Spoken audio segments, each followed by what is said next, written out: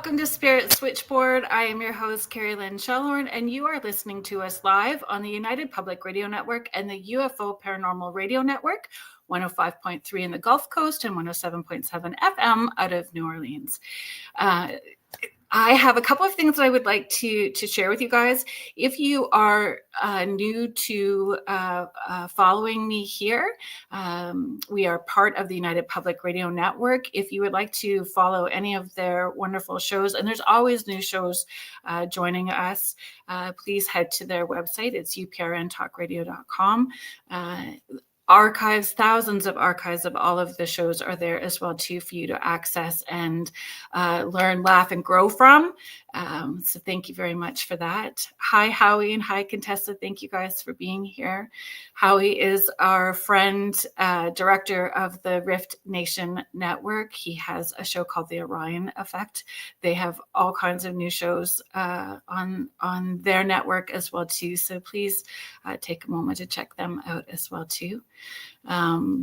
If you can watch us live on YouTube, Facebook, Roku. Hi, Julie. Thank you for being here. So if you are new to Spirit Switchboard, I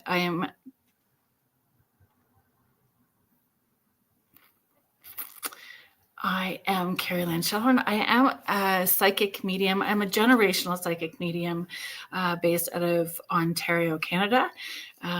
You can find me on all social media platforms. Not always really great about staying on top of some of those, but I do have a newsletter that goes out. Hi, Heidi. Thank you for being here. Denise and Lorraine. It's nice that you guys are here. Thank you so much. Hi, James. Hi, James. Thanks for being here. I have a couple I was going to talk about last week and I forgot. So I'm going to do it at the beginning. So when we go sideways, because there's so much that we're going to be talking about with our guest today that I know that I may run out of time at the end. I have 2 courses coming up. The one course I have not taught in a really long time, and aspects of what part of this course is I've not taught before. So I do have a mediumship series that is coming up in March. It's going to be a 3-part mediumship series, teaching and mentoring, 3 Zoom, or it's going to be Google Meet. So 3 Google Meet interactive sessions. The class is going to be limited to a very small group, and we are almost sold out of spots. So building your foundations, your next steps, and then digging deeper, which will include gallery readings and maneuvering through more than one spirit coming through at a time. And following that, there's going to be a one-on-one. So you can process everything during those 3 different weeks. It will start March 2nd, March 9th, and March 16th are the 3 dates. And then process it, and we will do a one-on-one just to support you and do a check-in as well too. So it's being presented in a way that I've not taught before, and I'm really excited about that. And then I have Who's Your Bob, but Who's Your Otherworldly Bob coming up. So anybody that has been following along, hi everybody, thank you so much. Tanya, Joanne, Heidi, Michelle Wilfong, hi. So Who's Your Bob? One of the questions that has, not that it's, it kind of gives me stink eye type, but one of those, like when people ask what their spirit guide's name is, because how would you know? It's easier, and to me gives you more autonomy and more empowerment if I give you those tools for you to access and lean in and find out who your spirit guides are and what their names are, and building that connection. And so I have jokingly told everyone that your spirit guides' names are Bob. Everybody's Bob in spirit. And my dear friend Richard, he got this mug for us, or for me. And it says, if at first you don't succeed, do what Bob tells you the first time. It is amazing. But why this, like, who's your Bob? Who's your Bob? class is going to be different is because I want to focus on interdimensional guides, fae guides, elementals. People are so very focused, which is still beautiful, on loved ones that are crossed over, and angels, which is still beautiful, but there's so much more for us to tap into, and I want to give you guys a safe landing spot to explore that with you. So that class is coming up February 2nd.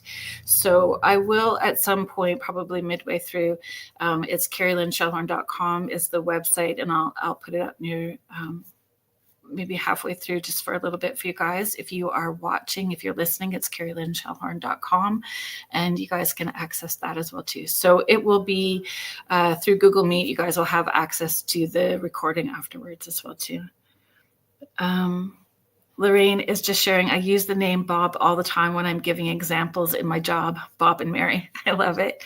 Heidi is sharing, our grocery store has stickers that say, "Where's Bob?" And I immediately think of you. Amazing. That's amazing.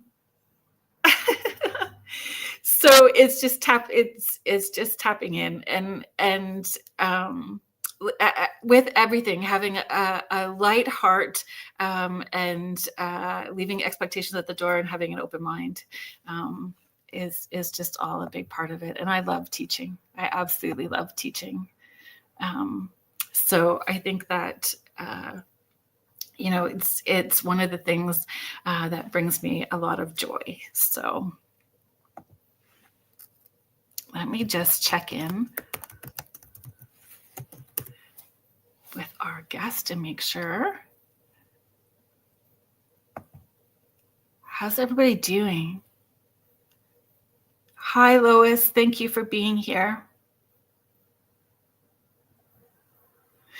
And Michelle Plummer, that's really funny. Yes, it's a what's your Bob this time, for sure.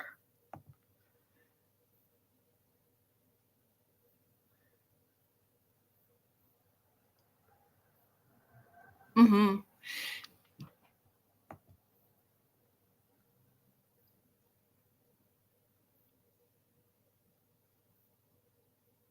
Hi, Terry. Thank you for being here. Oh, Heidi, that's amazing. And I'm sure this is something that we will be talking about today. Heidi is sharing its last day of my DNA activation ancient wisdom class. And that's amazing. Thank you for sharing that with us. Do you know what, Contessa? It has been, for me, I'm not having a heavy energy week, just weird energy week for sure. So having to work a little more mindfully and staying grounded and centered for sure. Hi, Catherine Johnson. Thank you for being here. So I'd like to introduce and bring out our guest and have you guys welcome her to Spirit Switchboard. And yeah, it's going to be such a great conversation. Oh, thanks, Denise. You know what?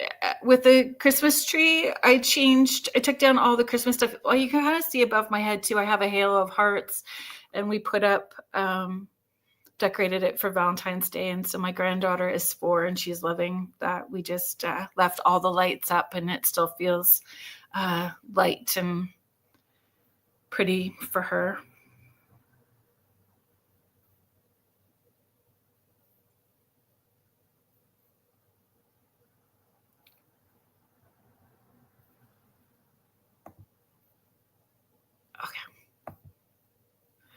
Hang on, everybody. I will get to your comments, I promise.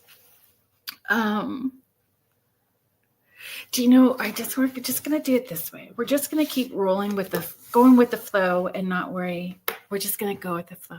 So I would like to introduce you guys and bring onto the show Ruslana Remennikova.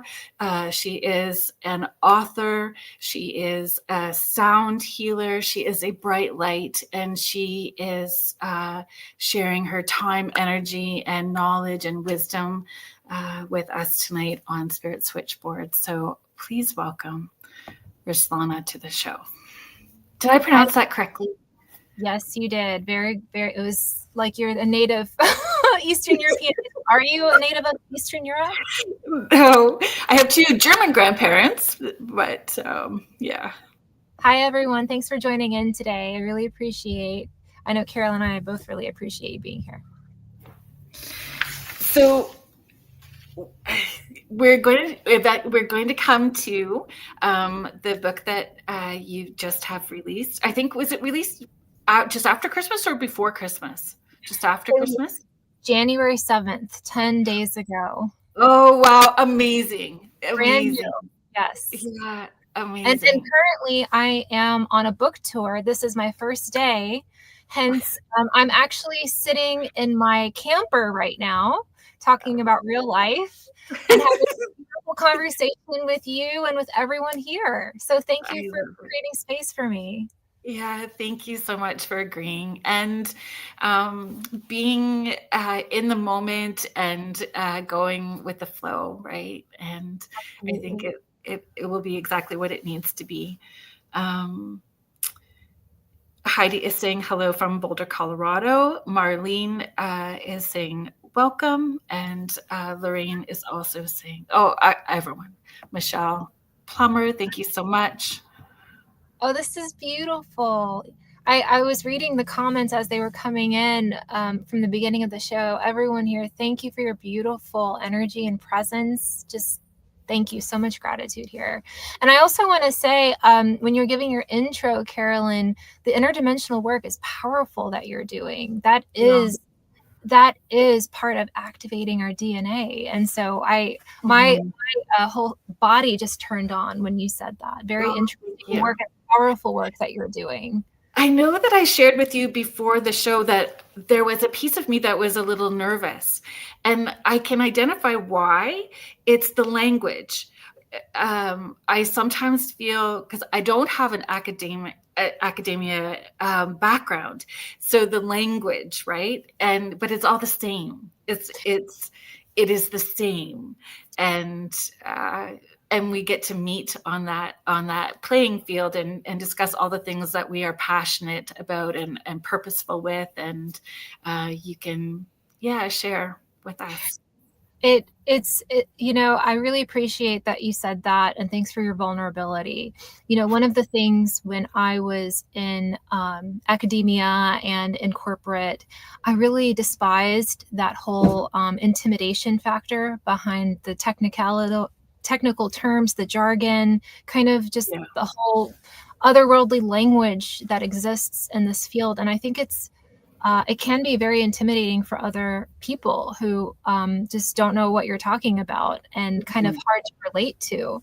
So when I wrote this book, I specifically wrote it in a way that is meant to be engaging. It's not meant to be for any scientific audience, actually. It's meant to be for everyone. And so my priority was to bring spirituality into, science. Spirituality is the origin of science. Let's just start there.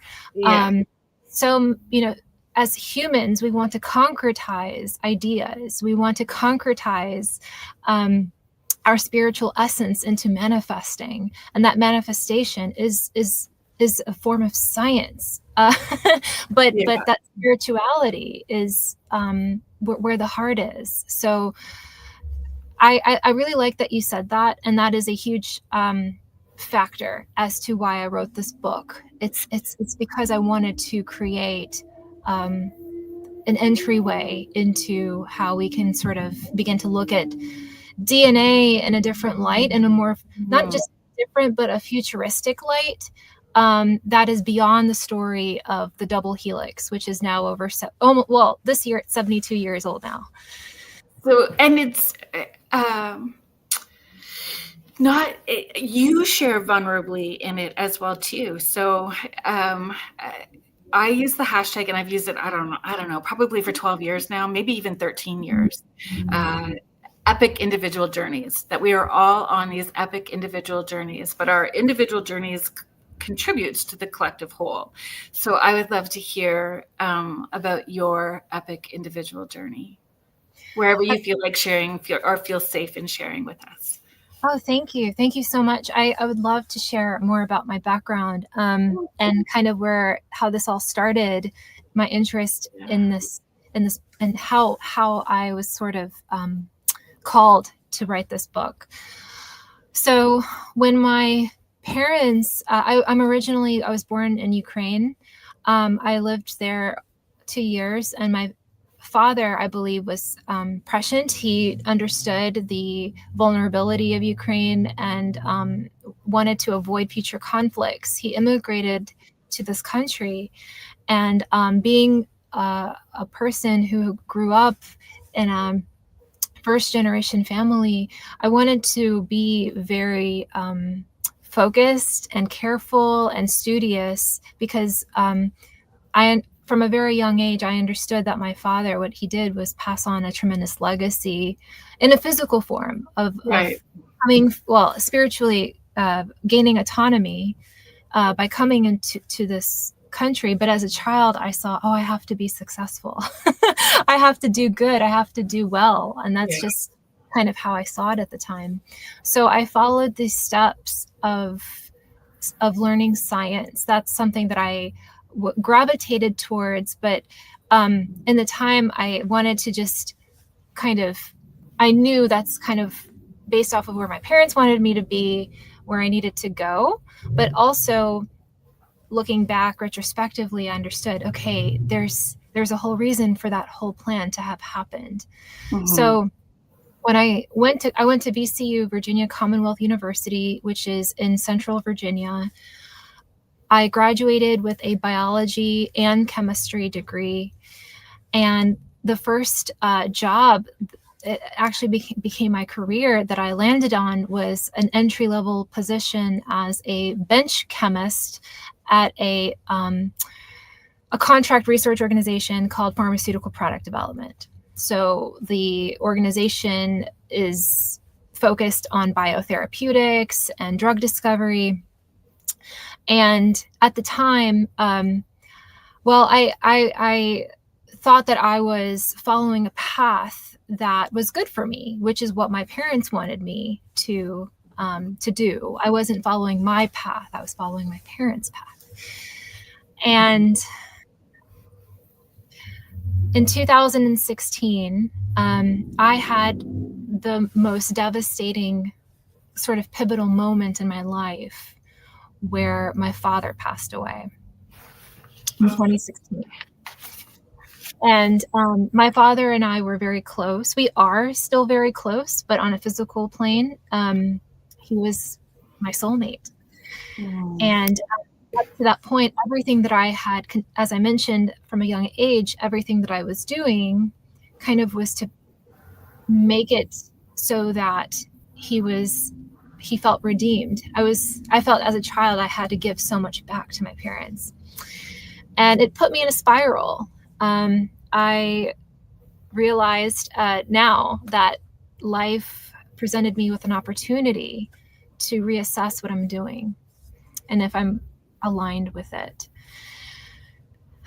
And for the longest time, I felt very trapped. I wasn't happy with what I was doing, and I already knew that. But my father's death helped me sort of catalyze that emergence, kind of resistance. Why am I here? So my father died of a heart attack after we did an Olympic level triathlon 7 days later. So it was this Olympic level triathlon consisted of it was I think 1,200 yards of swimming, followed by about 27 miles of cycling, and then I think it was 6 miles of running. Wow! And at the time, I was thinking, I have to remember him in some way. I want to. How am I going to remember his life? And I decided to do a full-length Ironman to honor his memory to the year of his passing. So exactly 1 year later, during this time, I was training for the Ironman as my sort of physical training through grief, I was also going through a very complex divorce with someone. Again, I married into a family where I felt like I was needed to, just because of cultural expectations and kind of marrying into an ethnicity that I had to marry into. And when my father died, all of just everything started, my whole belief system flared up, and I needed to understand, or at least try to reorganize and redevelop that belief system. So I was grieving. I was doing the physical training for the Ironman in Australia, and then I was working at corporate. When I had come to the day of the Ironman in Australia, I had trained so consistently, and I just became a totally different person. I was still grieving, and that grief will continue in different shapes and forms in my life. But I just felt so alive, and just a whole different personality of where I had originally come from. Right. I had finished top 10% in my age group. Wow. And this moment helped me realize that I have enough confidence to leave my corporate world, and I wanted to do something different. I had enough confidence in that moment to take a chance and start my own venture. And I did that. A couple of months later, I left my corporate job and I decided to pursue a juice truck. Well, here's my question, or here's my response. I just have a comment about that. I'm going to share some of this. John Edgar, thank you very much for being here and commenting. He's saying tough competition, Ironman. James is sharing. James is chiming in from Washington. He's saying we have Ironman in CD, Idaho. Julie Krause is here. She is a spiritual advisor. She does beautiful light work in the States. She's also been a guest on the show as well too. And I just wanted to come up here because I had put it up but didn't want to. Tanya is just showing that she had ordered the book the other day and is excited to learn. So one of the things, or my comment about you changing, when you start understanding mind, body, soul, and what alignment actually feels with, when you make a hard decision, you feel lighter, even though it's hard. Like you feel expansive, even though it's hard, and you have like so many hurdles and unknowns, but it's light, and that's how you know. That's how you know when you are in alignment, that feeling of expansiveness and centered and grounded. And I don't know, I think when we look back on who we were prior, we don't recognize that vibration anymore, but we hold gratitude for them, right? Absolutely. Absolutely. And I loved how you put that together because it's so true. When we are confronted with anything in life, life happens. Life moments, these are opportunities for us to experience something new within our memory. All of the information that we're holding is memory that we are holding on to from different generations. And when you just said that, you're right. It gives us a chance to overcome something in our life or lifetimes that we're carrying, in order to change the entire trajectory of our own little universe that we carry. Can you imagine this, everyone? Yeah, it's powerful. And Carolyn, thank you. Yes. And when you have that, and it does feel scary at the beginning, like when you moved from corporate to the juice truck, which I love as well too. I jokingly tell everybody that I take long romantic walks in the cemetery and to the food trucks. You know, what next? Like, what was that journey like next? Like, how did you go from juice trucks to writing, activating our 12-stranded DNA? The juice truck journey was quite beautiful on so many levels. I got to actually experience allowing myself to kind of form my own belief systems, because up to that point in time, as I had mentioned, I was sort of just following the rules. I was following what I was been told to follow, kind of the information that we're given. Right. Traditionally, we just sort of absorb. So now I wanted to unabsorb. I wanted to detox, and I wanted to find my own way. I wanted to let life and my body and my soul guide me. So believe it or not, I had allowed myself to be a little rebellious. I had allowed myself to let go. I had allowed myself to experience love again, but that love began with me first. The juice, why juice out of anything? Well, when I was training for the Ironman, I used to make smoothies for myself, and I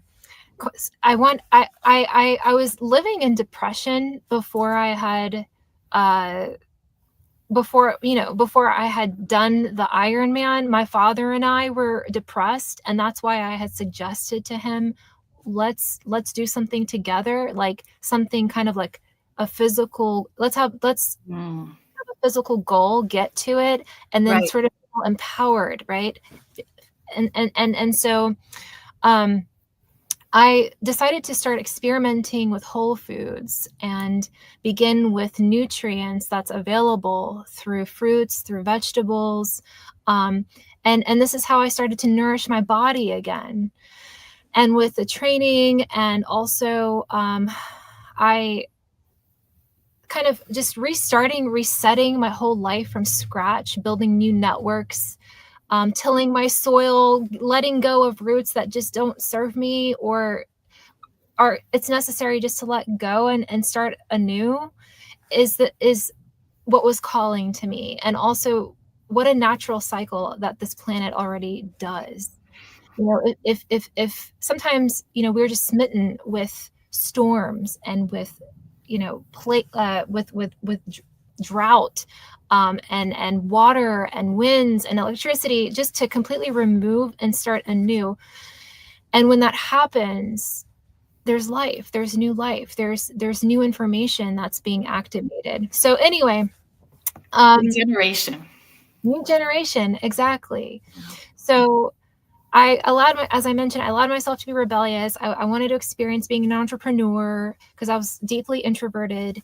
I kind of threw myself out there as a one-woman show, doing the hustle, doing the food truck thing. And the first year was so beautiful and successful, and I allowed myself to go. I closed down my food truck for the winter time because it's cold.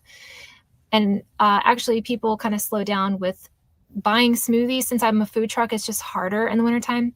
And I decided to take a trip to Sardinia, and I lived in Sardinia, harvesting olives and learning how to make wine, and just falling in love with the land, which changed and helped me evolve tremendously with my surroundings, with earth, with fertility, with grief, and composting grief. I fell in love with coffee when I was in Sardinia. I lived there for about a fall. And when I came back, I decided to extend my food truck into a coffee shop. So I had a coffee shop and a food truck going on, and Food Network reached out to me to interview me as one of the top 50 food trucks in the country. And all of that just started to, I started noticing. I'm going to rabbit hole that later. I'm going to go down the rabbit hole and find that later. I want to see all about it. Yeah. And so I started noticing and picking up how I started watching myself, how when I take these risks, like what you just said, when you decide to overcome those fearful moments and take risks, and trust what you're doing to to expand, good things, kind of synchronicities start to happen. And also my mind and body, I can feel the evolution take place. I can start to sort of feel the kind of the this like this word I'm blanking at the moment, but kind of the peripheral subtle forms, the nuances of myself starting to awaken, right? Like I'll tell more about this about when I get into sound and when I started writing.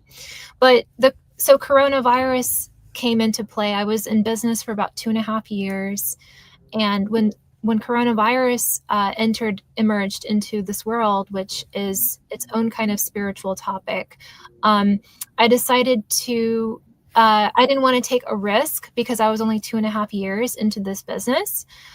I gave my full staff, which were 6 angel women, a whole year. I told them a whole year ahead that my plan was to actually close down the shop because I don't know what was going to happen. And I went back to corporate. I actually went back to where I had left following my father's death. And those women that worked with me, they stood by my side the whole year. During that time, they stood by my side. Yes. When they could have easily left and gotten unemployment, they stood by my side. So when I went back to corporate, I knew that it was a temporary incubator. I knew that there was a reason why I was going to go back. But something started to call me. Something was drawing, and I knew that I had to trust it. Everything in my life up to this point, I had been trusting and going with that inner voice that has been guiding me and telling me, what you have an itch, you need to go and scratch it. Okay. So I decided to go back to corporate, and that itch was writing. At the time, I started to write about 5 minutes every morning, which isn't a lot, but at the time I was as a scientist, the way my mind was, I just couldn't really confront my own feelings and myself in words. I couldn't do that. And when I started doing it, I felt so uncomfortable, like there was a wound there. But my voice, something about my voice was starting to attract me into, it was a curiosity. Why am I uncomfortable writing? So as I was writing, I realized that the cure is actually in the wound. Mm-hmm. Yeah. And it's, I see that I have an issue with the phrase love and light, love and light. I said, you can tell who's like moved through to love and light because it's a snotty, ugly mess. Like it is moving through those wounds for sure, and rediscovering it's falling apart and coming back together again, right? Yeah, that falling apart is so necessary. And I, when you were writing, did it feel, was that process of discernment with your inside voice and higher beings, or channeling inside voice, outside voice, did that begin when you started that as a practice?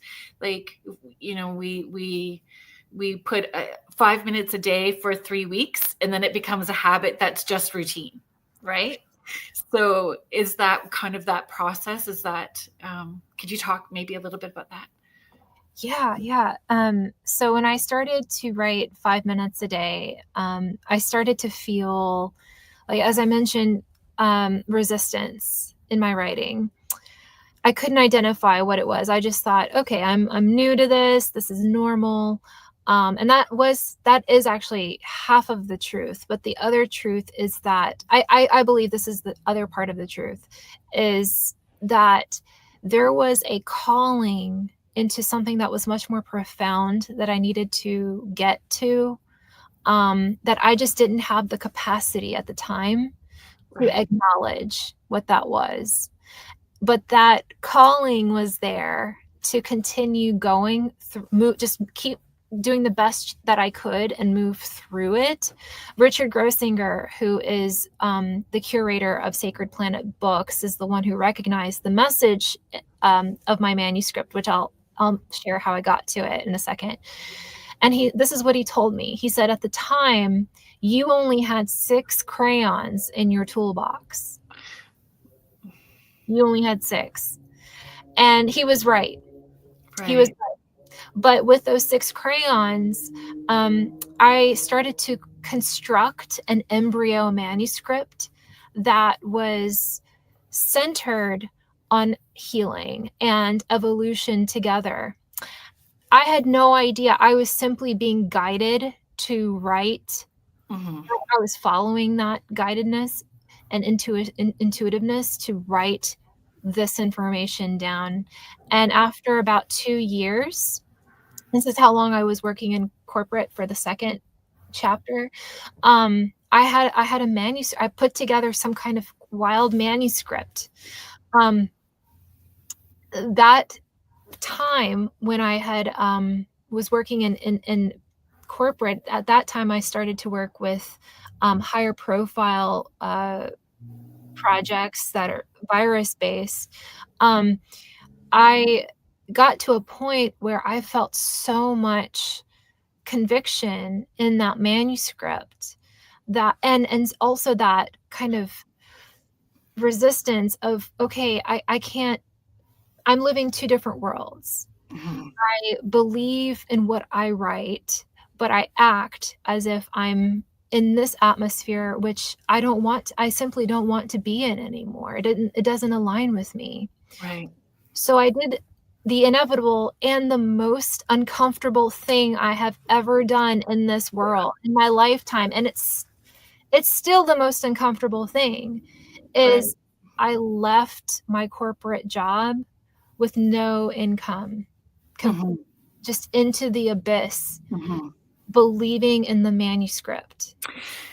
I have found so many people that have made drastic, significant, life-changing, life-altering decisions in leaving their long careers into something that is more metaphysical, but in total alignment without even knowing. And I'm a movie. I love movies, love comic books and graphic novels and all of that fun stuff. But it really is like walking and just trusting the step is going to present itself. And it's like the universe responds. They took the step. Now let's keep giving them the next step. And you just keep trusting and moving. And it's this beautiful, magical world unfolds. And it isn't always easy to trust. My mom said to me because my journey was very tumultuous moment, and I had children that were along for this ride, and my mom said, "You scare me." And I'm like, I scare myself, but it just feels right. We're going to keep going. And here we are 18 years later. That's what it felt like in my dreams when I had left. Okay. This is where how this book came into place. When I left corporate, 1 month later, it was a cosmic timing, because my grandmother was passing away and I could be there for her in that transition. I slept with her in the same bed. I held her with my hands and my heart. It was just so beautiful to be able to kind of be that net for her. Right. And I was so grateful that I made that move, so I could be there for her completely. So the next month, exactly 1 month later, on Women's Day, actually, she passed away on Women's Day. So 1 month exactly from there was April 7th, when I got connected with Richard Grossinger and Inner Traditions. Yes. saw the message. He saw, so the original manuscript was very different from from the book now, of course, as any book is, but he recognized that the through line. And Richard is powerful. He with his words. He's just a phenomenal writer. Everyone here, please look for Richard Grossinger's books. He's lifetime generations of knowledge and wisdom. But anyway, and Inner Traditions as a company is beautiful. Like, yeah, and supportive, and has a family feel to it in how they support their authors. Yes, exactly. I feel the same way. Inner Traditions is like a cosmic family. Yeah. So Inner Traditions, and so the book gets signed by Inner Traditions, and about 2 years. It took 2 years Wow. to write this book, to where you can hold it now, with its beautiful cover. There's so much there still in the story, but I wanted to transition and actually, if it's okay, just sort of mention about, I want to talk about my sound, how I got into sound. Please do. That is such an instrumental part of the book. So at the time when I left corporate the second time around, I was focusing on my book, 16 hours of writing a day. And then I decided, that's a big jump from 5 minutes. Yes, a big, very big jump. It went from 5 minutes to about, it was 20 to about an hour.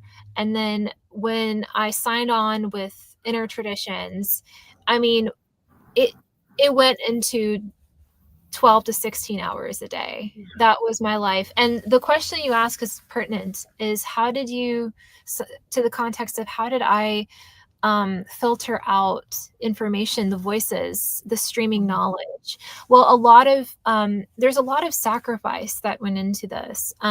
Actually disconnecting with the whole world during this time for 2 years was necessary and adequate in order to be able to channel and to research and to stay focused on this topic, because this knowledge, it was given to us generations ago. We're talking about thousands of years ago. This is ancient knowledge. And I believe that even though science and kind of mainstream what's available publicly, even though there isn't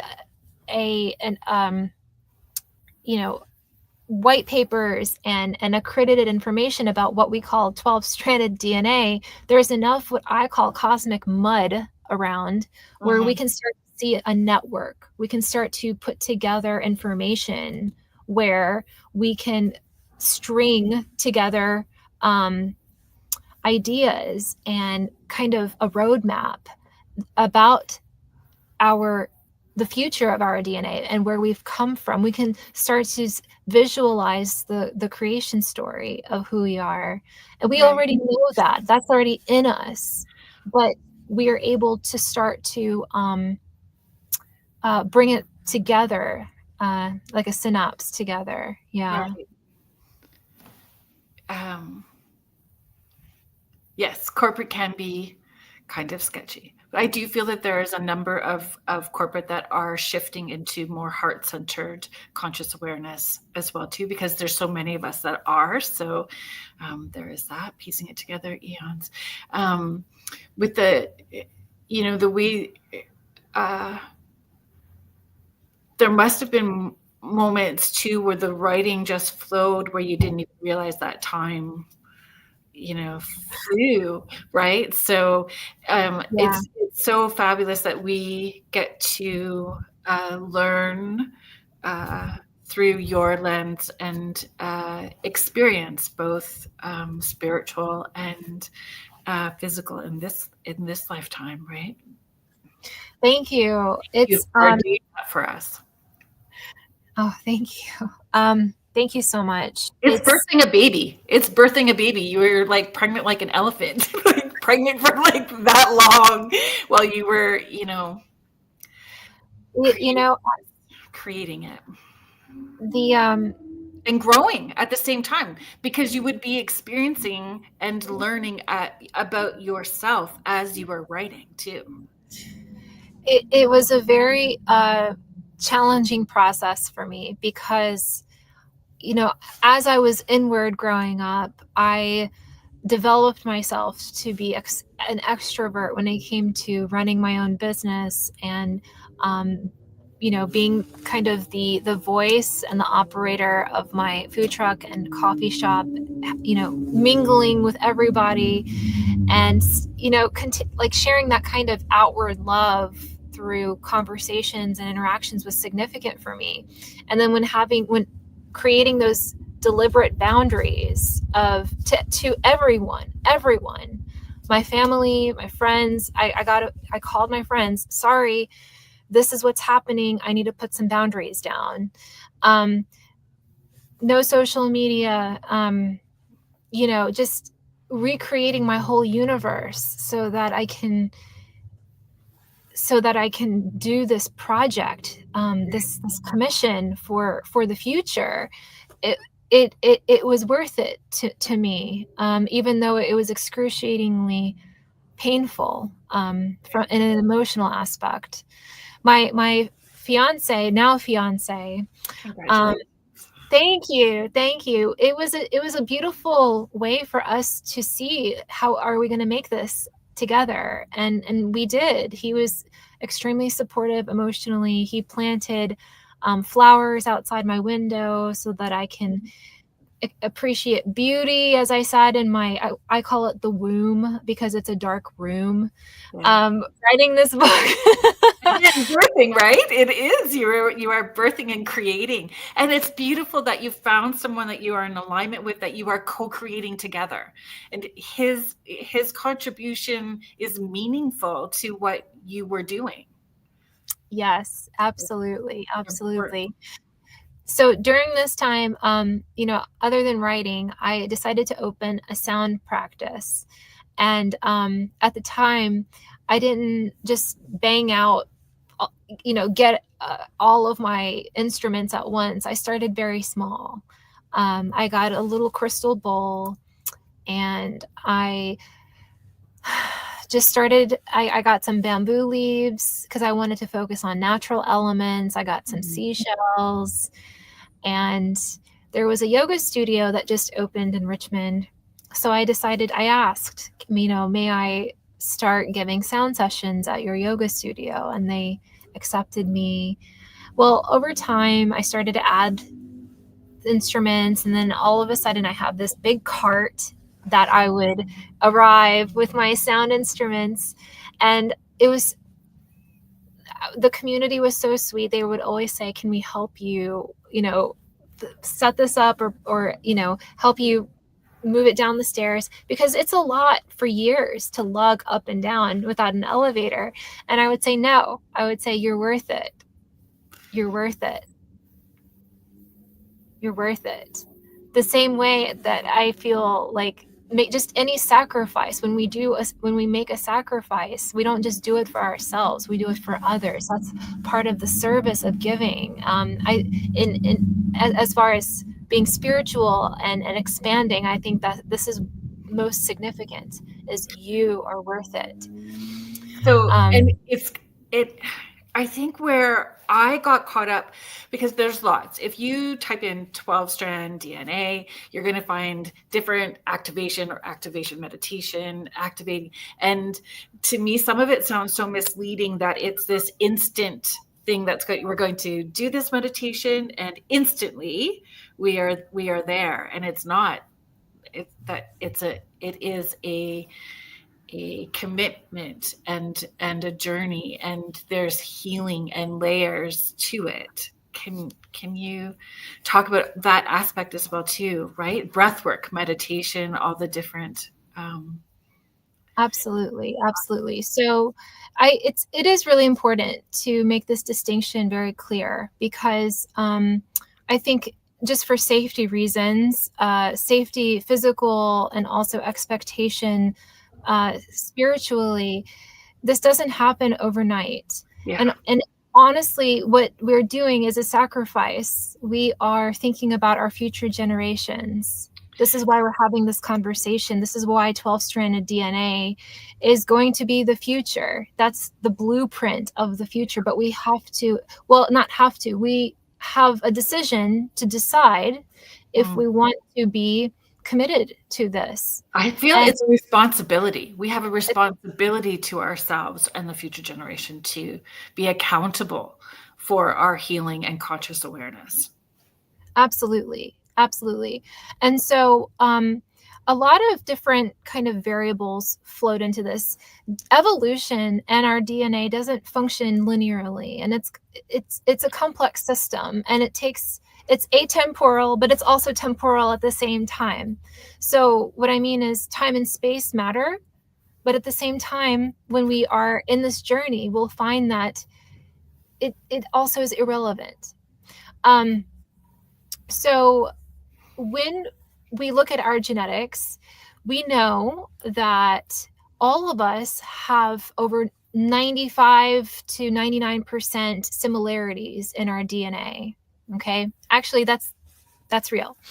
But what's interesting is that the difference, the 1 to 5% difference, I'm giving a range because no one really knows. They'll say 0.1% or 1% or 5%. I'm just going to say a small percentage is due to acquired experiences. So the stimulus around us, our environmental stimulus, impacts the way we are going to procreate with our DNA, acquired experiences.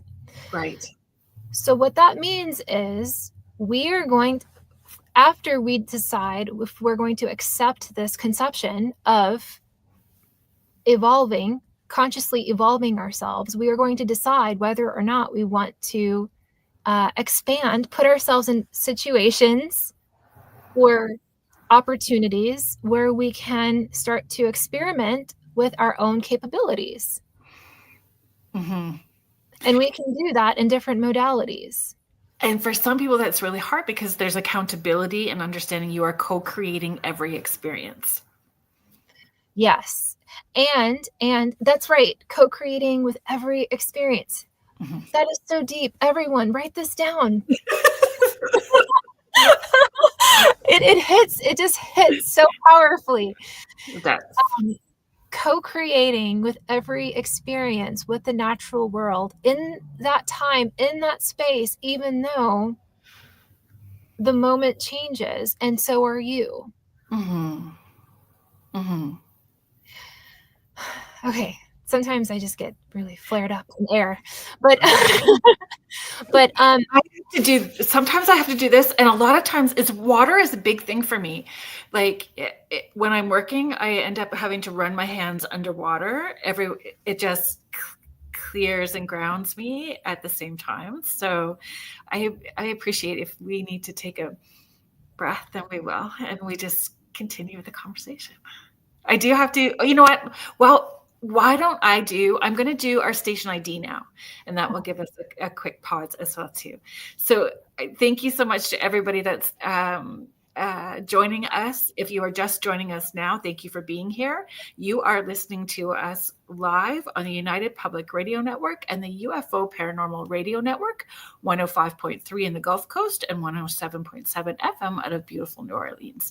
If you would like to follow along with any or learn more of the different shows that UPRN has to offer, you can please head to their website, which is the uprntalkradio.com. There are thousands of archives for you to access. everything. There's such a broad range of shows that UPRN has. Today, my guest, I'm so excited and grateful for this opportunity to share time and energy and space with energy healer and author Ruslana Remennikova. Thank you for being here. We are talking about her book, Activating Our 12-Stranded DNA. John Edgar is here from Chicago, so thank you so much. Hi, everybody. So with sound, I work primarily with sound, and so I find in my experiences and from feedback that sound is a tremendous, not only effective physiologically, but it's also a deeply spiritual experience. A lot of people even liken it to even being on psychedelics. However, I do think that having a sound journey is a safe experience that anyone can have accessibility to, whether it's listening to a playlist online or going on a walk through nature or just sitting in silence. Yeah. Sound is how our DNA. I believe that sound has a tremendous impact on our DNA because that was my question. That was going to be my next question. Sorry to interrupt you. Sorry. No, it's okay. This is so significant. Water and DNA are the story in this. Water shells the DNA molecule. It surrounds the DNA molecule. We are on a very exciting frontier where we're starting to understand and relearn what water is. There's so much information that's being revealed to us about water and its exciting potential and capabilities. But remember, the library that holds our information within us is encapsulated by water itself. So just for a second, think about that. We know that water is life. Yes, John, it is. Think about then how does water have an impact on our DNA then? Just an internal question. So I want to just continue this conversation and flow with the way sound impacts water. There's so much exciting, this field of cymatics where a vibrational entity it goes through water, and we're able to actually study different patterns that water makes based off of frequency, based off of the oscillation of a vibration. And I particularly love this field. I think that there's so much revelation and still to be uncovered about this.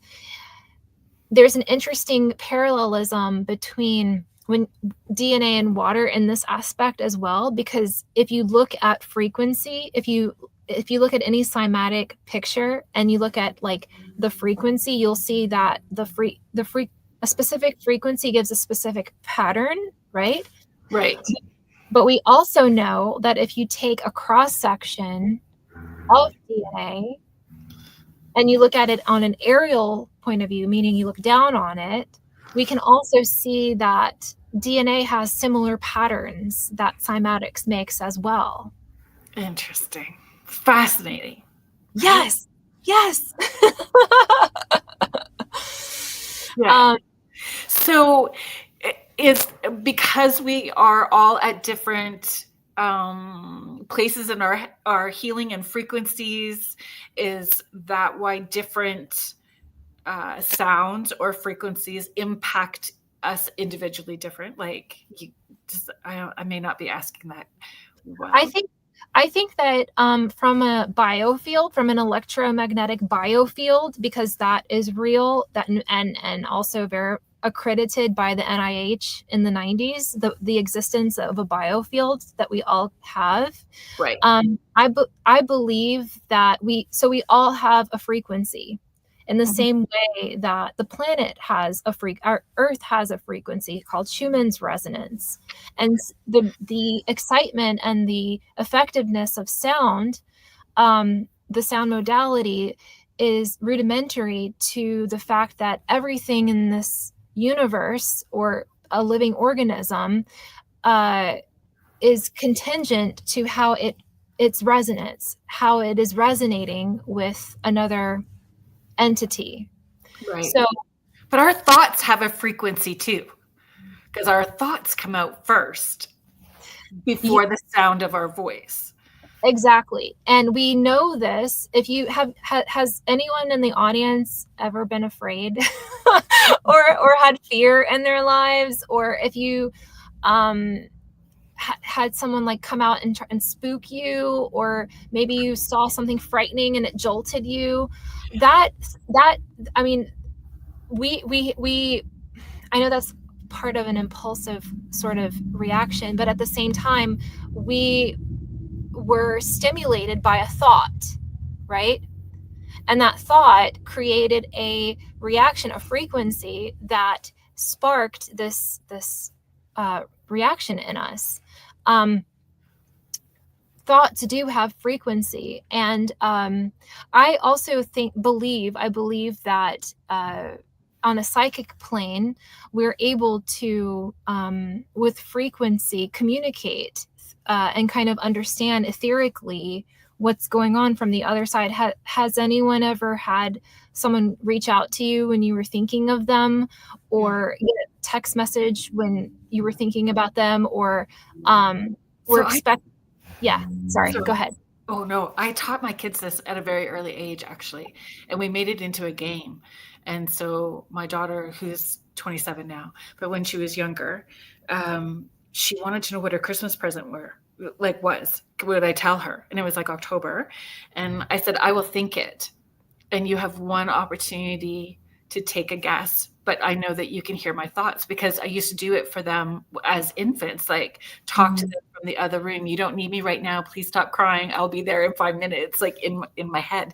And she guessed it. She guessed she took one guess, and her eyes were big, and we were in the car. I remember we were in the car. We had just left Costco, and she turned her head and she looked at me and she said, you bought me a Switch. And I went, yes, I did. I said, try to go a little further, and can you tell me what color it is? And she's like, it's pink. And I'm like, yes. Like, she could feel it. And we tested it, like hiking. She was out further than me, and I could hear her in my head yelling, mom.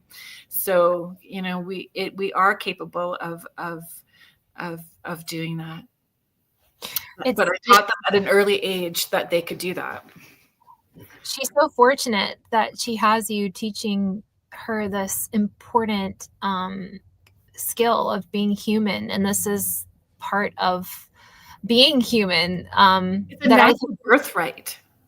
It's our birthright. Yes, yes, and it's that this is something that we can look forward to. That we are continually developing about ourselves.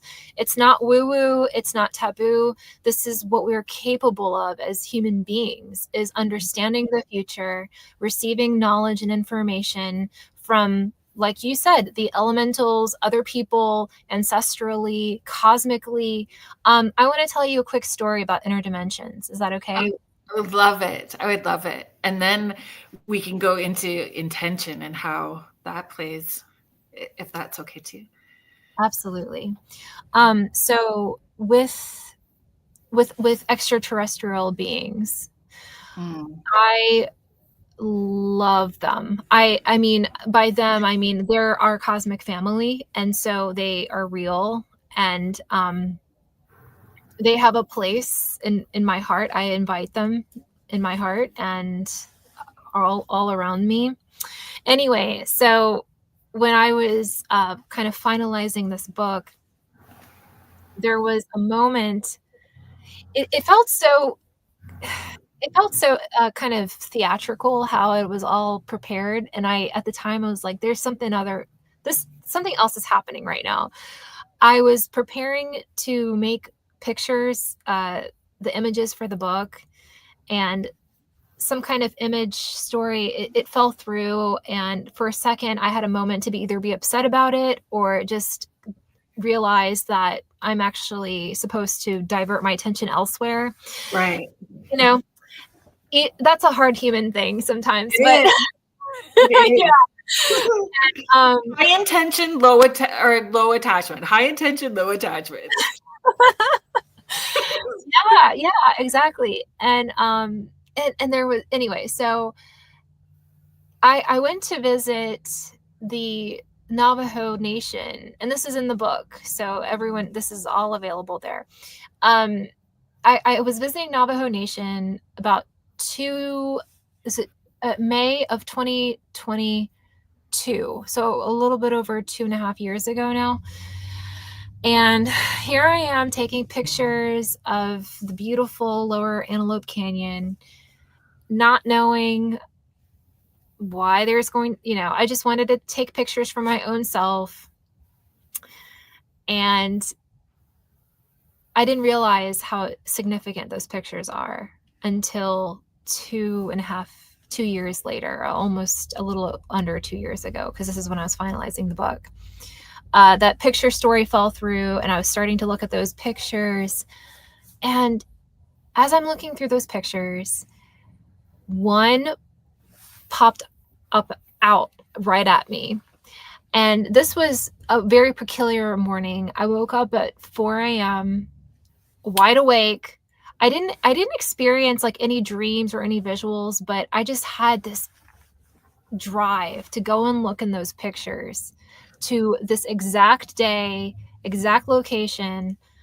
And in this moment, when I'm looking up at the lower Antelope Canyon, I see the form of an orb, of a face in that picture that I didn't see at the time. It wasn't my time. Right. But I saw it so clearly. And it's hard for anyone not to see it. It just wasn't my time. But I saw it so clearly. And it spoke to me in that moment that it wanted to be seen. It actually wanted to be known and to be seen. I love that. So when I thought that this was it. This was the picture that needed to be in the book.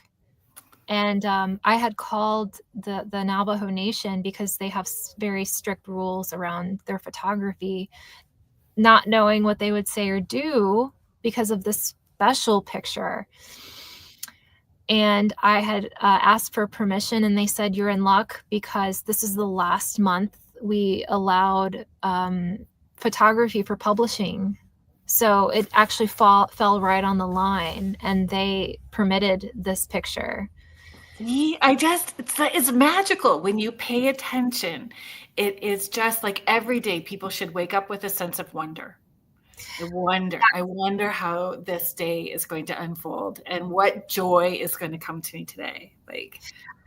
So this picture, yes, Dr. Greer. I was inspired by Dr. Greer. I tried one of his CE5 expeditions. I feel like it was effective, but what's most effective is that we send out that frequency of, I want you and you're allowed in my world. I want this connection to happen.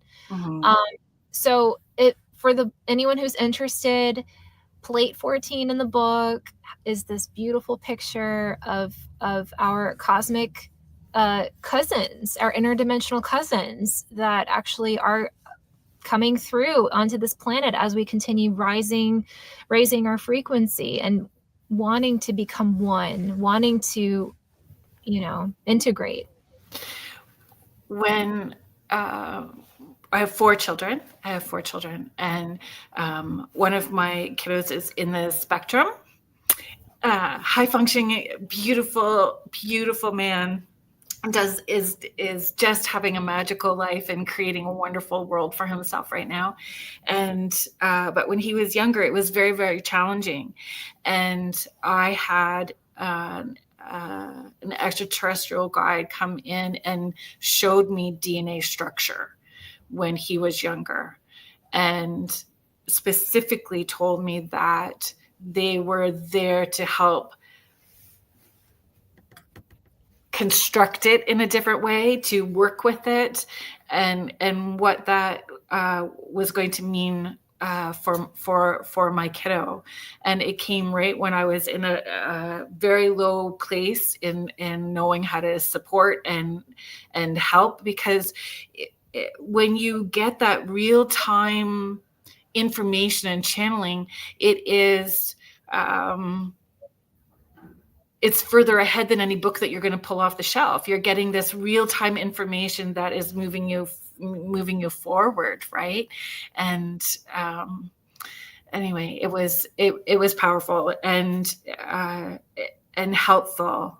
And so I love that you are that you followed your intuitive voice and the signs and symbols and gave us this gift of this book and your experience for other people to expand their awareness, because it's healing. There's so much healing that goes generationally, past lifetimes, our loved ones on the other side, dimensionally, like it's rippled. It's not just singular. I love that you brought up kind of this. I saw the cosmic DNA when you were talking about DNA being worked on, because we have to remember our DNA is cosmic. We have this kind of idea that DNA is, physical, but it's all metaphysical. Mm-hmm. DNA was created millions of years ago. We just see it in human form. But DNA is a site in which consciousness is being informed. Again, that spiritual essence is being manifested. Yeah. And we have to, if we want to actually consider an evolution that we can take charge of, it's going to be through the etheric field, through the etheric plane. These don't show up in lab scans. They don't show up in CT scans or MRIs. This starts through intention. What was interesting with that kiddo in particular was, and I had never heard of it before, but it was like one of those aura picture scan, and it was a gray funnel cloud above his head at that point in time, a gray funnel cloud. And then all of that information coming in and working with him in a different way, when we went back, it was brilliant purple after. Wow.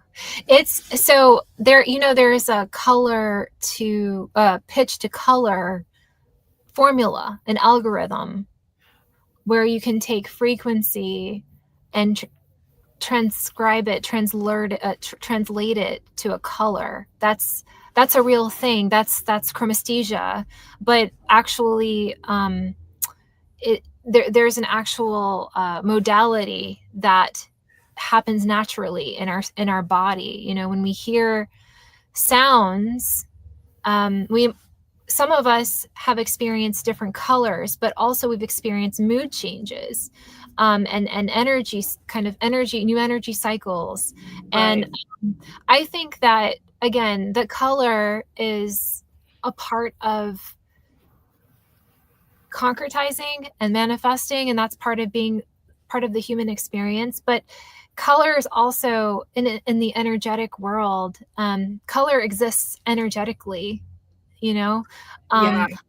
I can feel you energetically, and I can feel all the different colors of you, just the way we say the word color, but it means so much more. Yes, we don't need the label. When you get to a certain place, there's no need for the label, even with the label of the color.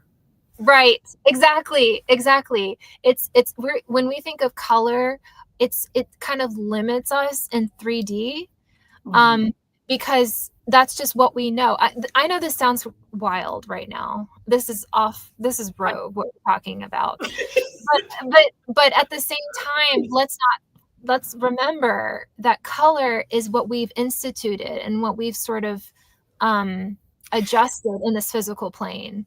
So when the kids were small, I had these like summer camps for kids to talk about, because the kids had experience similar to me and in experiencing the other side, because I've always been this way, and being able to connect to the other side from the time I was little. So my kids same way, and had other kids all together. And so when I would do meditations with them, if they were going inside and going through their body, I've always said, you do not have to run with the chakra system and those colors the way that they've printed it in a book, because the kids would go, mine doesn't look, mine looks like this symbol. And they would draw a symbol and say, this is what this looks like. And I'm like, then this is what it is. And we're going to roll with it. And that's okay. That's awesome. I think that form of expression, symbols, numbers, colors, sounds, these are all kind of new ways of thinking that we are going to move on to as human beings, so that we can start, progressing forward beyond just pills and drugs and sort of, ways that we formerly thought about things, so we can continue expanding. Cool.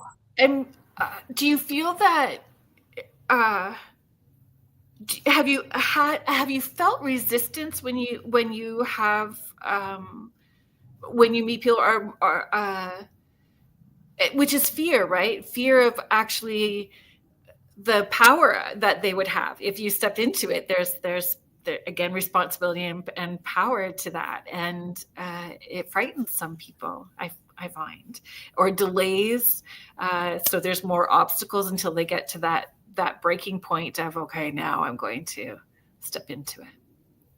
Yeah, I think that when a person experiences their first sort of galactic new way of feeling on this planet, whether it means connecting with another human telepathically, or they see a pattern that continually happens in their life, because synchronicities are such a beautiful language of the stars constellating with humans. I think that there is this common, what do I do from here? What do I do now? Or so this happened, now what? And then there's this moment that passes, and it can be just that. It can be a moment where you had that awakening, and then maybe the next moment it's another life. But then there's a lot of people who become very curious about it and just don't know what to do next, or how to incorporate this into their everyday lives. I think that's common. I see that too, where it's almost like, okay, so I'm scheduling in my spirituality Thursday at 7 p.m. Yes, yeah, exactly. I think we are, we're, like you mentioned at the very beginning, we're this collective consciousness, and it's instrumental to continue being as authentic as possible. We don't want And what does authentic mean, though? So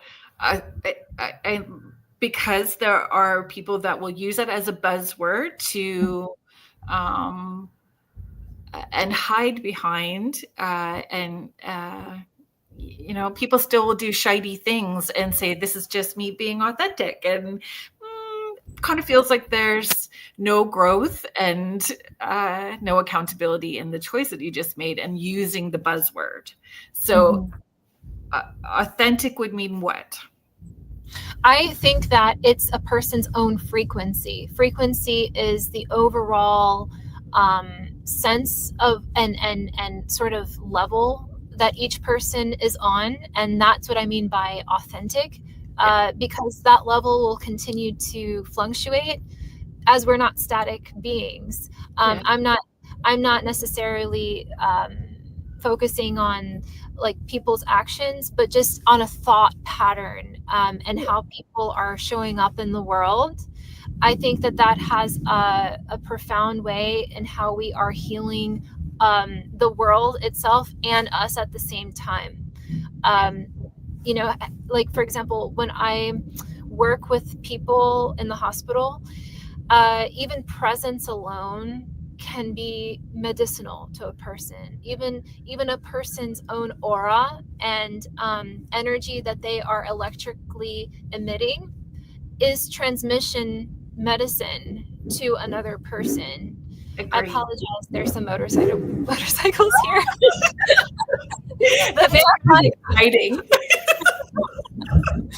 The rumble of the skies talking about frequencies, but I agree with you. I think that each person is responsible for their actions, and that doesn't necessitate like whether an action is just by saying that's authentic. But I'm saying more on a level of resonating with the world. Each person's going to have their own frequency, and that's where resonance becomes exciting, because when we are resonating on the same plane doesn't mean like we are on the same frequency. Actually, when you think about resonance structures, you have one entity that is vibrating its own in its own pattern and its own level, and then you have another entity that isn't actually on the same level, but it's close by, and that resonance that is vibrating a little bit higher is actually like pulling the other one up even slightly, and then they're resonating together as one unique structure. And that's when resonance is medicinal in clinical systems and or in everyday life, because that's how we pull each other up together. And showing ourselves grace, like forgiveness and grace, is so very important, and that we're not always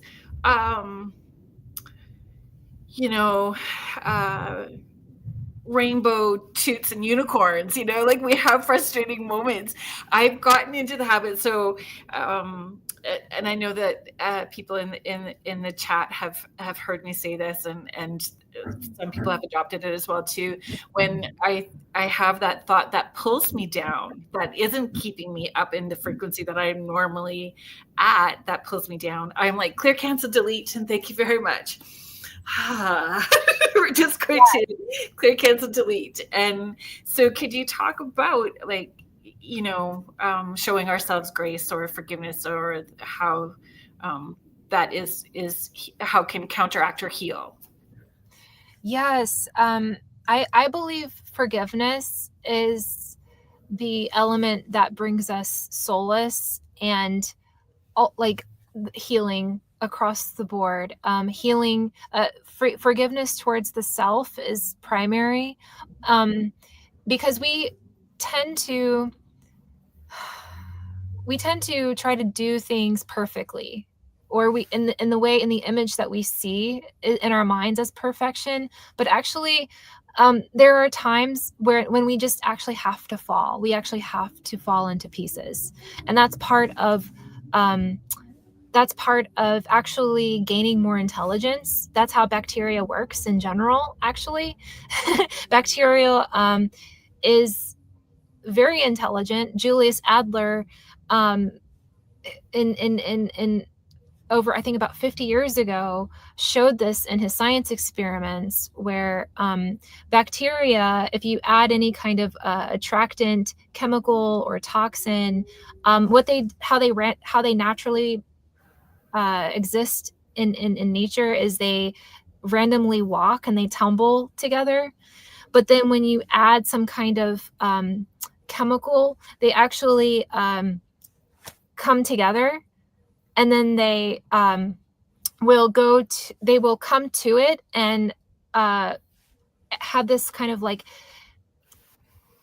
complex signaling pathway where they start to learn that chemical, and then they remember it, and then they flagellate away from it's a chemotaxic.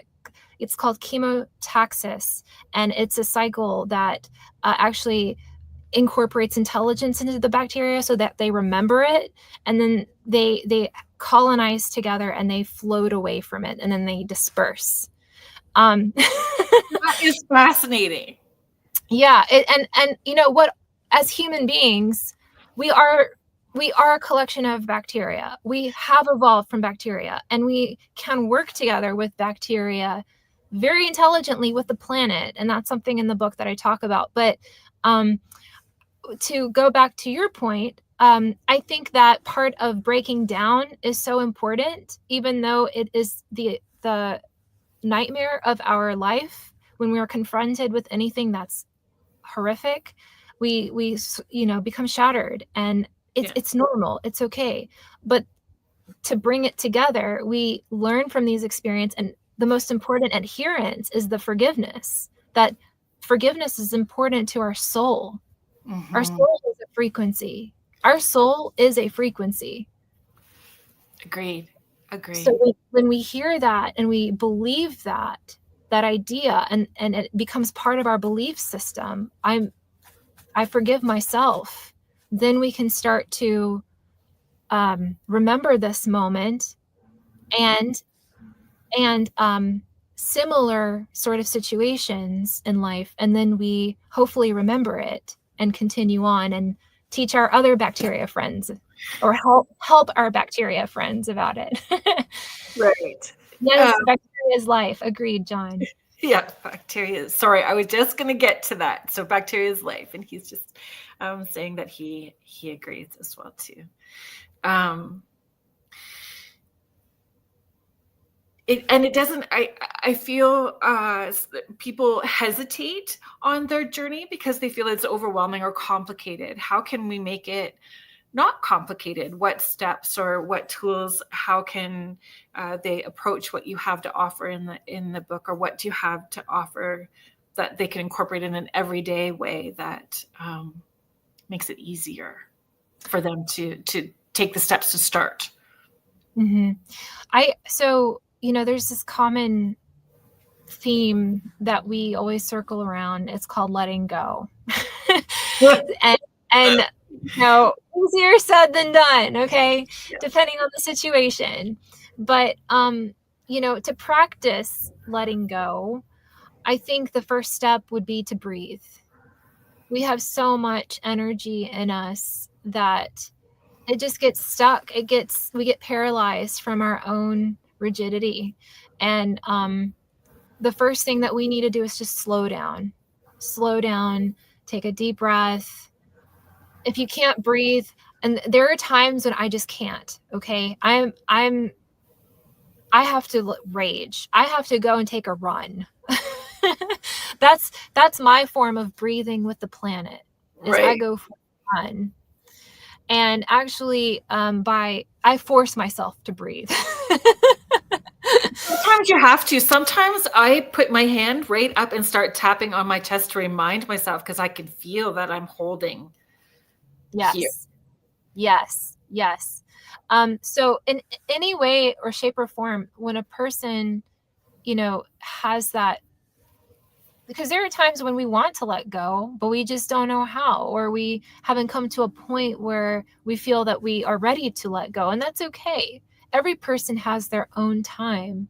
There's no rush.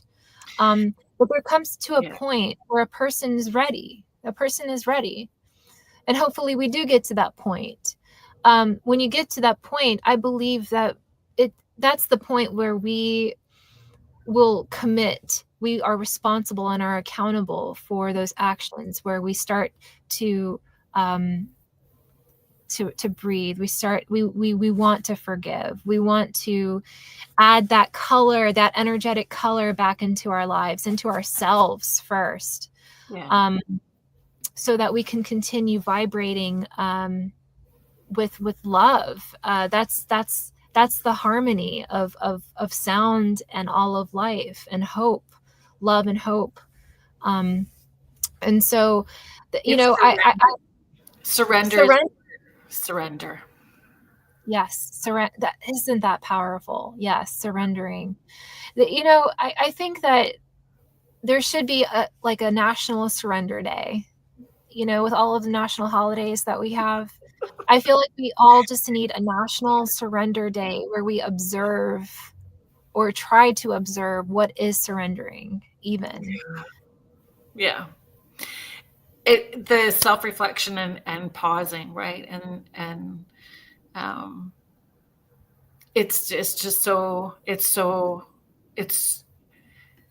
is freeing. I don't know. And I always say it's like if you're floating in the pool or in the lake, in the ocean, wherever it is that you're floating, when you're taking those breaths in, you control how high above the water you are or how much you sink, all with your breath. And it's all about the breath. It is all about the breath. And yes, it is. It is all about the breath. There are so many types of breathing techniques. I think that we can truly create a cord straight to the cosmos with our breath and receive and exchange information just by desire and just by wanting to surrender and wanting to invite. That is really significant. I think that we can truly compost and contribute to the planet in groundedness style, while also respecting our family. I think that we are this intricate instrument that is capable of harmonizing all of these frequencies so that we become stronger. We become more, not just more spiritually and physically stronger. And so this is where 12-stranded DNA isn't just about our DNA. It's how we are organizing our rituals, our belief systems, how we're surrendering, how we're breathing, how we're loving, continuing to remember love, which is becoming harder and harder, I understand, each day. But that's our deepest memory, love. I mean, some people even cringe when I say this word, but I do understand that there's a lot of healing that has to kind of take place around this word. But love is our most significant memory, and everyone here is loved. Every person on this planet is loved and is going to, love will always exist. Love is consciousness. Mm-hmm.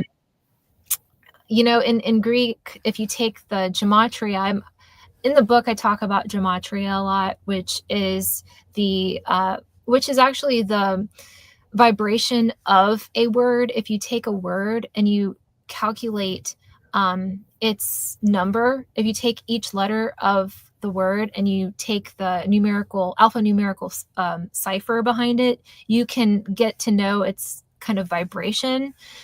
If you take, fascinating. That is fascinating. It is so profound. That's when you get into what I call the cosmic mud, where there's minerals floating all around in terms of numbers and associations to meanings. If you take the word love and consciousness in Greek, they're the same value. They're the same number. Isn't that interesting? Yes. Yes. So self-acceptance is a very big part of that healing journey and conscious awareness journey. Yes. But so with sound, I wanted to talk a little bit about if that's okay, about my medical journey. Yes, please do. Sound, when I started the yoga practice, I didn't know, I knew it would go somewhere. Even if I just showed up for one day, it would have gone somewhere. But I mean, I felt like it would be necessary to start it so that it can go into a more modern healthcare. And I didn't know how it was going to happen, but I knew it was going to happen. So about 2 years later, I met a woman who actually introduced me to the Medical College of Virginia, which is from the university where I graduated from. But she introduced me to the nurses there.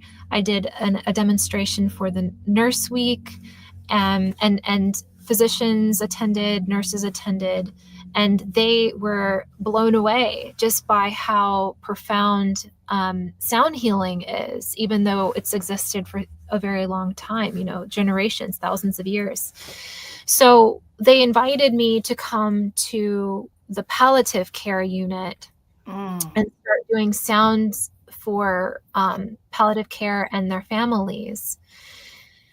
And so I've done over 300 sessions now, and it's tremendous. A lot. I think that the modern healthcare system is starting to see that sound healing in the clinical system is necessary.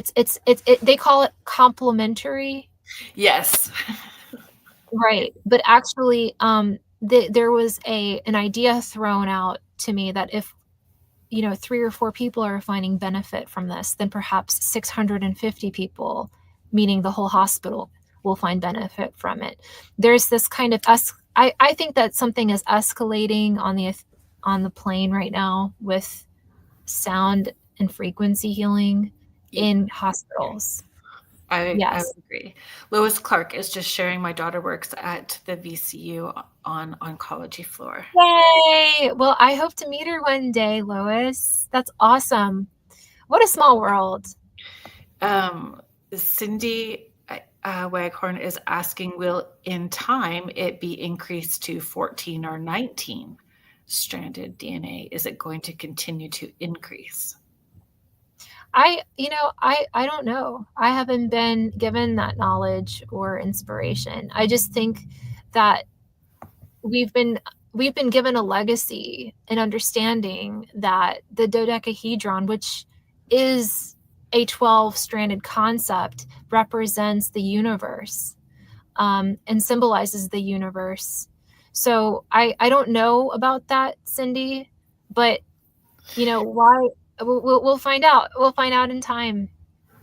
In Ontario, not far, I'm not sure if it's all of Ontario, but I know not far from where I live, they have now approved it, that when you go to the doctor, you can get a prescription for nature.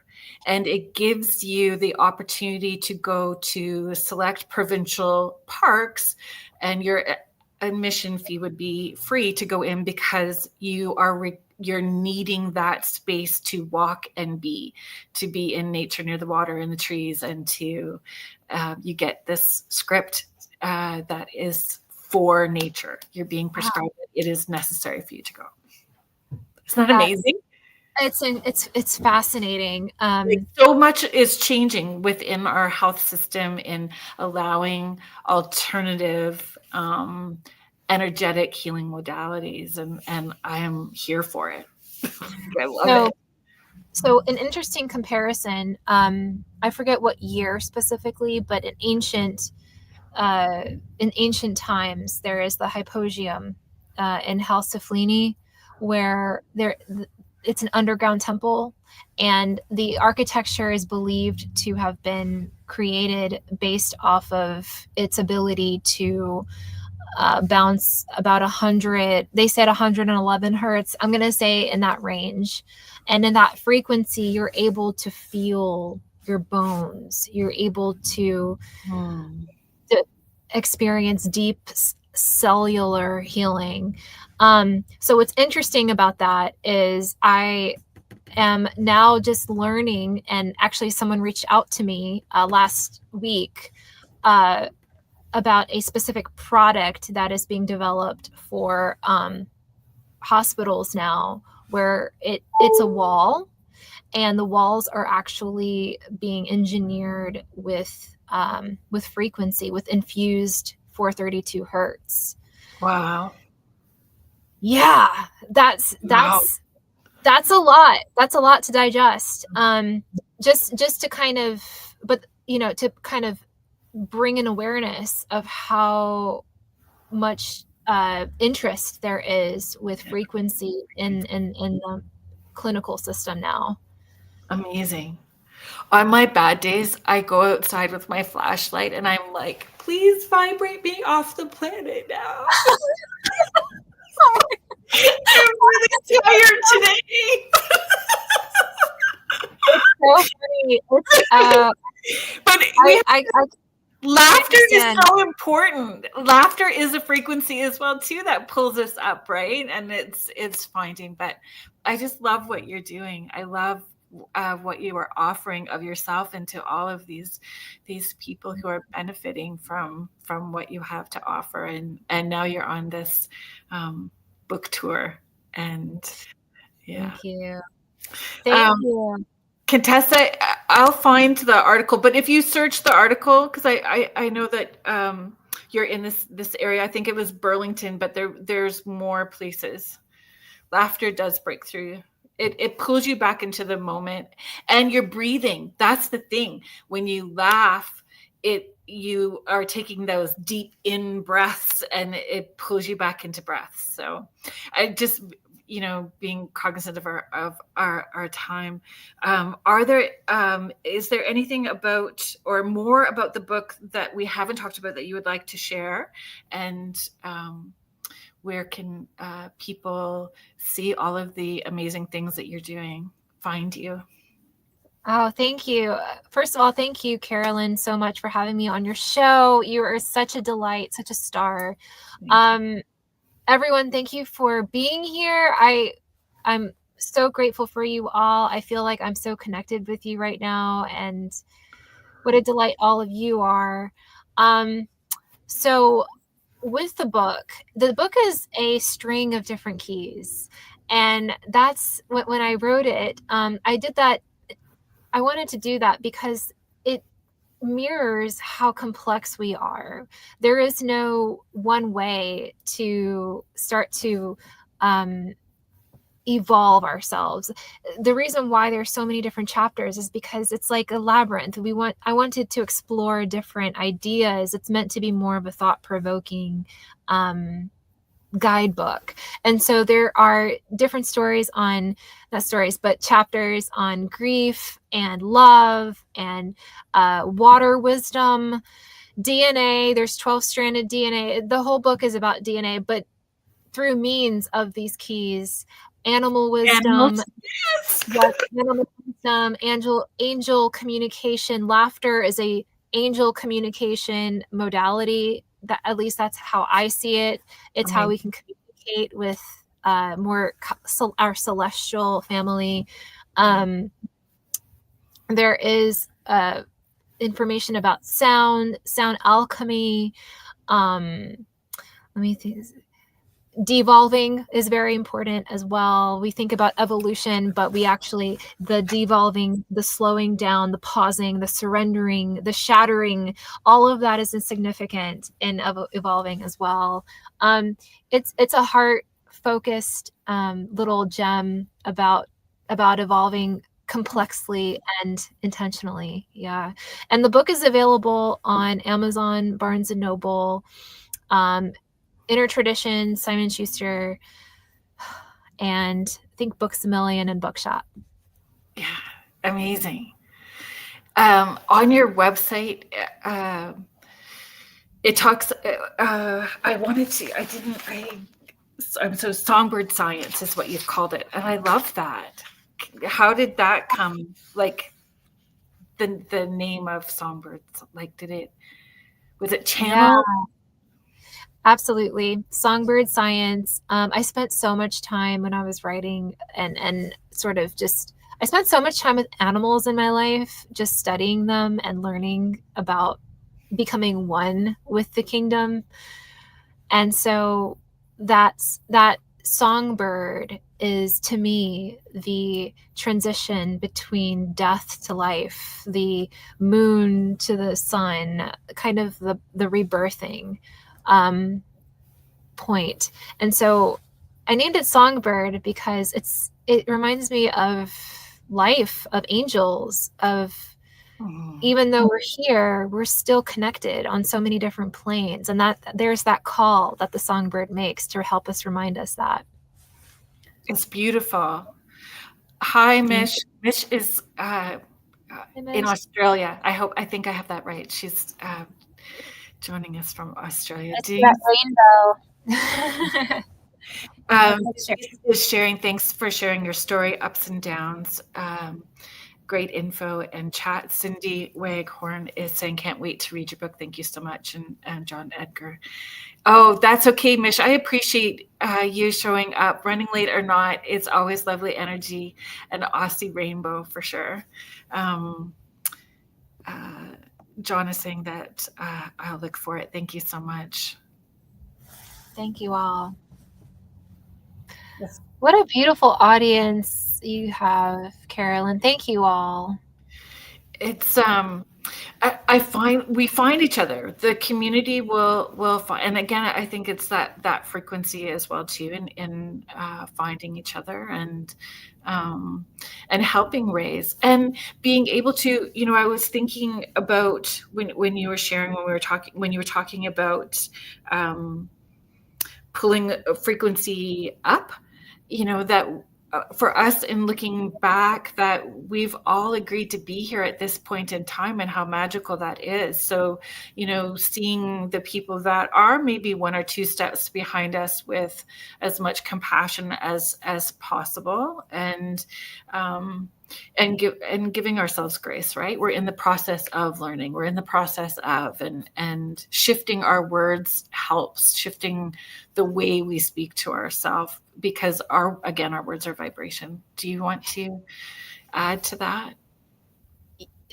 That was so perfectly said. I think to me, it's like a soul dance, a soul dance. When I say that with my fiance, is when he's ahead, he gives me his hand and I dance forward, and then I give him my hand, and then he dances forward. And this is what we do with each other. It's not partner specific. We are all partners in this collective conscious, and we are all dancing around each other. And that's what resonance is. We are dancing with each other's souls and creating a higher infrastructure. We are building cities in the air, and it's ethereal. Yeah, it's beautiful. Well, I hope that there is grace and ease to your travels, and thank you so much for taking time. I know that it was maybe not the most ideal at the beginning spot for you to share, but it was perfect and divine. I was about to say that it's divine timing. It was perfect. I love that this is as real as it gets. I wanted to be here in the van with all of you, and I'm so grateful for all of you for being here. Your presence is so felt, everyone. Thank you. Thank you. So thank you everybody that participated in the chat and shared your time, energy, and space with us. Thank you for your fabulous comments and heartfelt questions, all appreciated. Thank you to Joe Montaldo and Michelle DeRoche for allowing me this space. Thank you to the United Public Radio Network and the UFO Paranormal Radio Network, 105.3 in the Gulf Coast and 107.7 FM out of New Orleans. Thank you so much, everyone, for being here, and we will see you next week. Good night. Bye. Good night.